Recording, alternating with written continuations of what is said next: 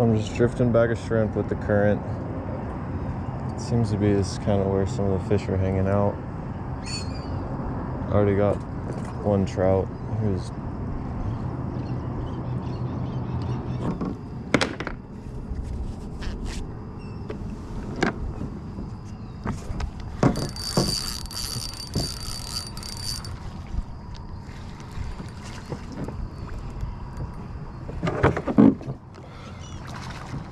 there we go. As I was trying to look at my cast net to get a mullet, we got the target species. That's what we're out here today, catch flounder. That's what I wanted to do. He may be a small guy, but there we go. A little tiny juvenile. But I didn't really do an intro. I got to the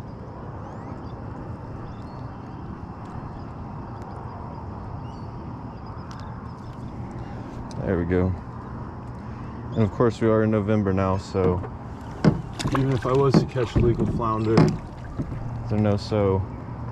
But I didn't really have time to do an intro. Well, I got to the boat launch, and everything just looked super fishy. There was mullet, there was bait popping, and so I just wanted to, get out and fish. I was like, no intro. I'll wait till I'm on the water. Of course, now I've already caught my second fish, and I'm talking about what's going on. But I'm just using a little size 1 octopus circle hook. I just put on some more weights to let me get to the bottom, trying to flounder fish. I haven't really targeted flounder at all since I've been in Corpus Christi. And I don't really need any fish right now. I still have some I made from the other night for leftovers. So I was like, you know what? I want to come and try to do some flounder fishing. Knew the run was happening.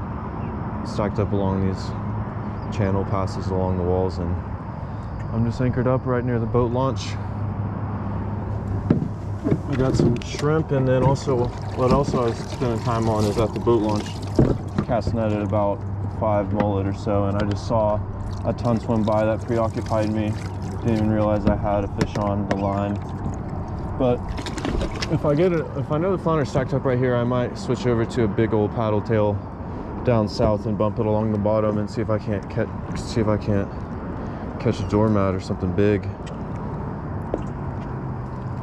We will see. But for now, early in the morning, I still got these live shrimp. These shrimp, like where I got them from, was a little pretty mid-sized scoop. And then on top of that, they're pretty much half dead. I mean, it is after the weekend, so it's kind of seemed like probably the weekend leftovers is what they had, but it's the last time I ever go back to that shop. I'm gonna definitely go back to the bait bucket now.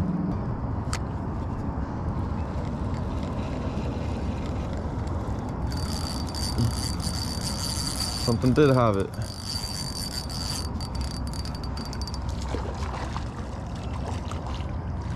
Is it a redfish? Oh, it's a redfish. Well, I'm catching all the small ones. Well, I guess that's a Texas slam by 7:25 in the morning. They're all small fish. I guess I don't even know if that, I guess that doesn't count. Does it count? I don't really know. So far they're all undersized, but early morning redfish. But I don't really matter. I wasn't planning on keeping fish anyways. Texas slam early. See if I can catch some keeper size ones. Seemed like that redfish was just following that big school of mullet that swam by.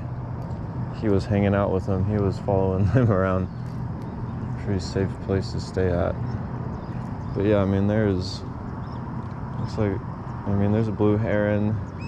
There's a great egret. There's a white egret, a snow egret, all hanging out right there on that dock. There's quite a bit of life right here. But yeah, I mean, here come the mullet again, coming by.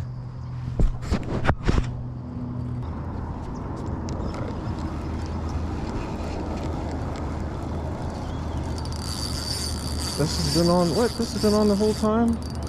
Oh, there's a flounder. I mean, they really do not hit it whenever they go for it. This one's a little bit bigger, but I don't think he's gonna be a keeper or anything size. I hope he didn't get that hook deep. Let's get him back, he jetted off. All right, now we're gonna go a little bit bigger. Got a live mullet on. Some split shots. Just got hard heads keep floating, dead hard heads keep floating by. I don't know. Maybe someone's catching hard heads. Of course, right whenever I get I got a big fish on. If this is a flounder, it's a really big flounder. It might be a redfish or something high. It might be a big trout because he had the mullet at the... If this is a flounder, it's a big flounder, or it's a redfish. I think it's a redfish. Redfish. I mean, I got a whole slam right here. All small. There we go, we got him in the boat. I thought he was a flounder. If it was a flounder, he was gonna be huge, but he's definitely a slot red. Yeah, that was a big old mullet he came and attacked. The redfish are following those schools of mullet. They're feeding on the mullet right now. There we go, that's a nice early morning redfish. There, one good toss. There we go. I got probably 7 or 8 in that throw. That's what I needed.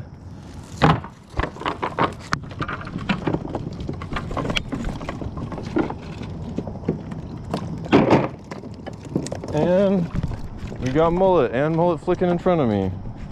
All right, we got the mullet. I'm going back to the shrimp, smaller profile. It was bigger mullet.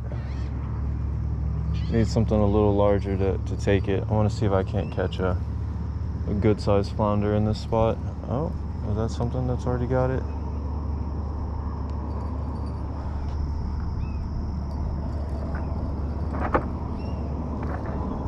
Thanks. Something's got it. Oh. I'm gonna turn my drag up a little bit. Is this a flounder?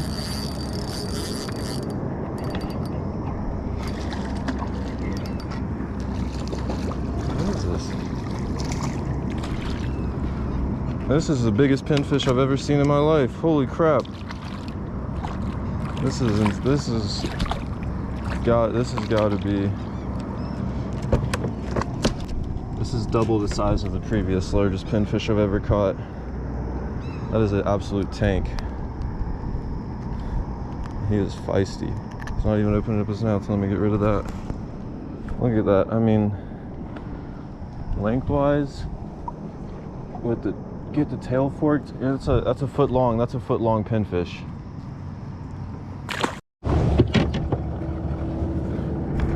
All right, let's let him take it. This one's definitely got it. And we got my bass boat man pulled up right on me.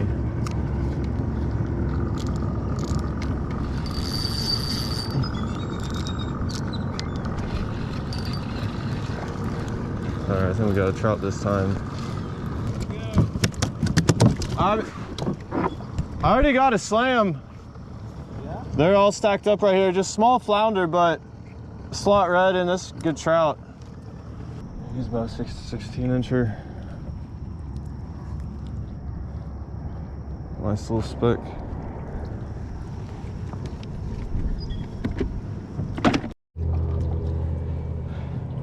And would you look at that? That flounder took a pretty big mullet, honestly. Little itty bitty one. And kind of just got me a little bit. There we go. Little tiny guy.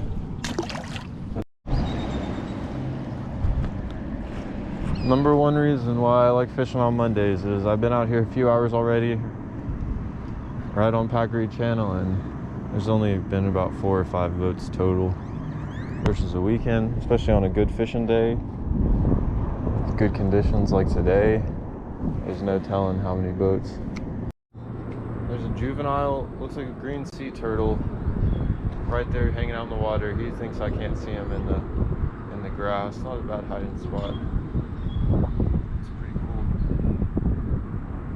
The water, some of these spots, like getting up high on the kayak like this, seeing to the water, sight fish a lot better versus all you guys that just sit down.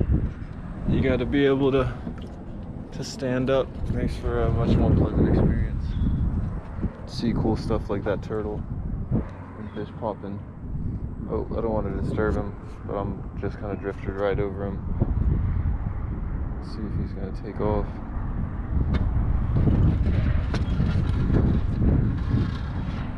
What?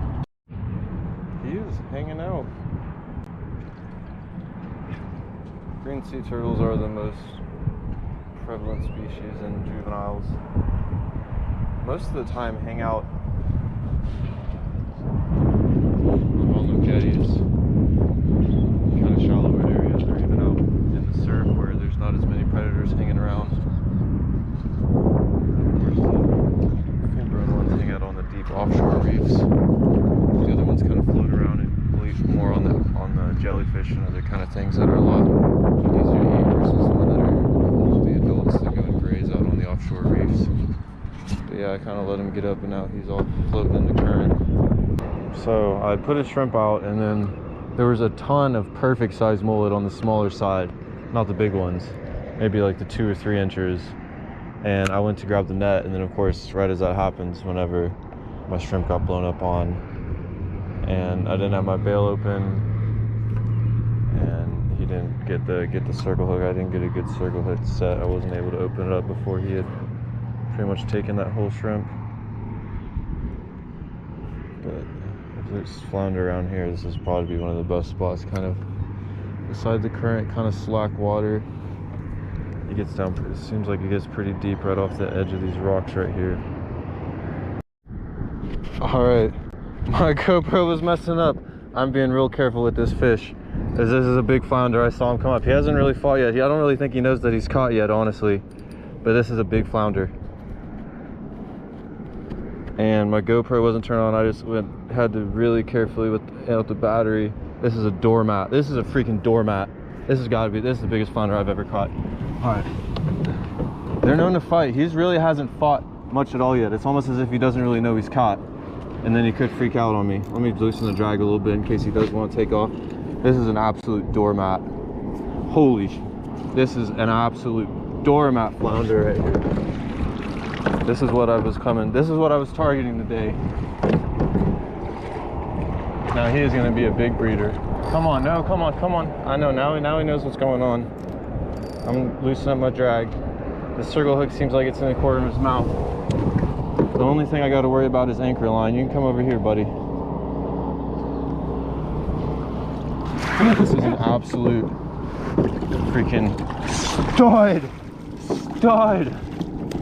Oh, he's heavy. He is heavy. This is a stud.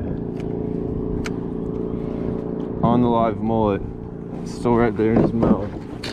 This is a stud.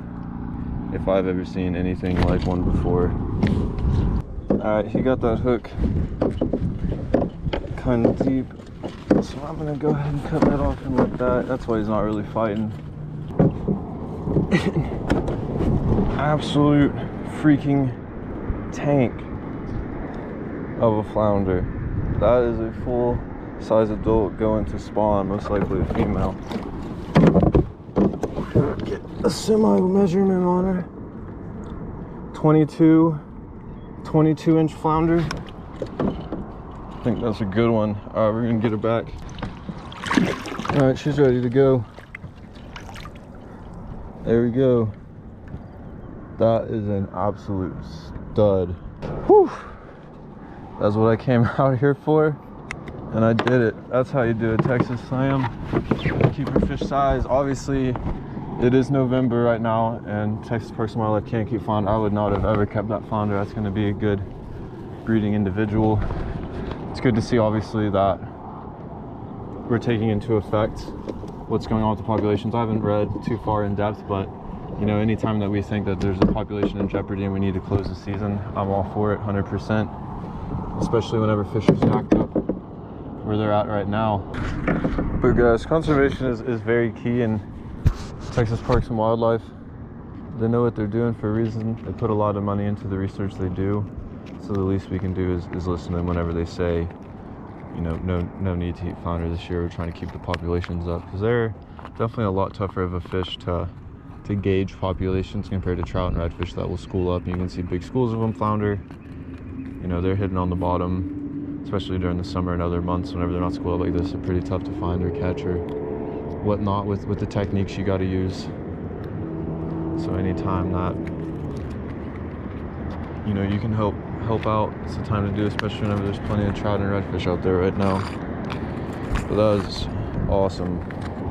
Hopefully that rust will hook out. That rust will hook out. That hook will rust out.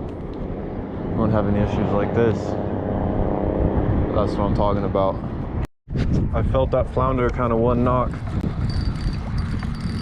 Oh yeah, he's on there. I felt him. He hit the one knock on it. Didn't really hit it that hard. And he's on there. This one's fine. This one hopefully is hooked in the corner of the mouth. Oh, he just let it go.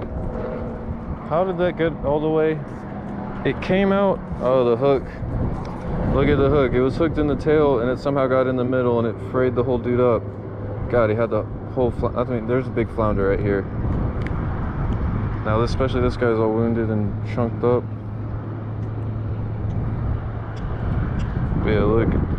There, got after it.